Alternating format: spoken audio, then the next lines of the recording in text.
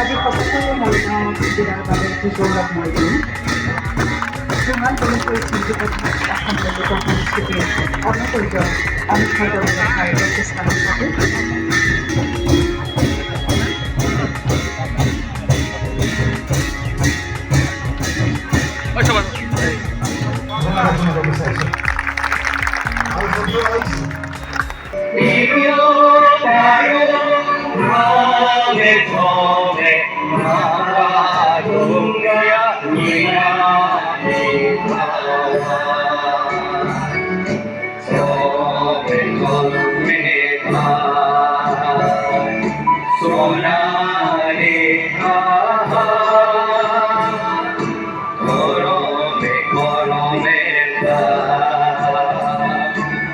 শুভ দিনটো মৰিগাঁও জিলাবাসী প্ৰতিগৰাকী মৰিগাঁও জিলাবাসীৰ বাবে এটা অত্যন্ত গুৰুত্বপূৰ্ণ দিন।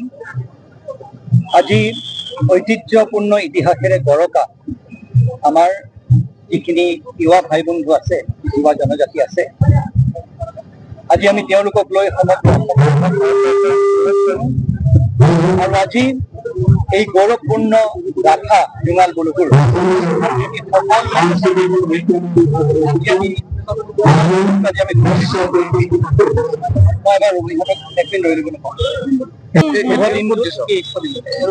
সমগ্ৰ মৰিগাঁওবাসী ৰাইজ আমি একত্ৰিত হৈ আজি আমাৰ তিৱা ভাই বন্ধুসকলৰ তিৱা জনজাতিৰ গৌৰৱপূৰ্ণ ইতিহাসৰ গাথা আজি আমি পঢ়িছো। জোঙাল বলহু আজি যিজন ব্যক্তিক লৈ আমি সমগ্ৰ তিৱা জাতি আমি গৌৰৱ কৰোঁ। আজি তেওঁৰ এটি প্ৰতিমূৰ্তি স্থাপন কৰা হৈছে আমাৰ মৰিগাঁৱৰ এই চকটোত। জিলা প্ৰশাসনৰ আজি যিটো মূল কেন্দ্ৰ, আজি সেই চকটোত আজি এই প্ৰতিমূৰ্তি স্থাপন কৰা হৈছে। এই অনুষ্ঠানটোৰ লগত জড়িত প্ৰতিগৰাকী ব্যক্তিক মই মোৰ আন্তৰিক ধন্যবাদ জনাব বিচাৰিছিলো। আৰু এই চাহিদা সদায় আজি আমি অনুভৱ কৰিছিলো যে তিৱা সাহিত্য পৰিষদৰ য'ত মূল কাৰ্যালয় আছে, আজি তাত জোঙাল বলহুৰ সোঁৱৰণিত আমি কিবা এটা কৰাৰ প্ৰয়োজন আছিলে। আজি সমাজখন একত্ৰিত হৈ এটা পদক্ষেপ লৈছে। আমাৰ বাবে এটা অত্যন্ত গুৰুত্বপূৰ্ণ দিন আৰু আমাৰ ইতিহাস আমি স্মৰণ কৰা প্ৰতিজন নাগৰিকৰ প্ৰয়োজন। আৰু যিবোৰ ব্যক্তিৰ বীৰ গাথা আমি স্মৰণ কৰি আমি নিজে গৌৰৱ কৰিব পাৰোঁ, আমাৰ জাতিটোক আগবঢ়াই লৈ যাব পাৰোঁ, আজি তেনে এটি পদক্ষেপ লোৱা হ'ল।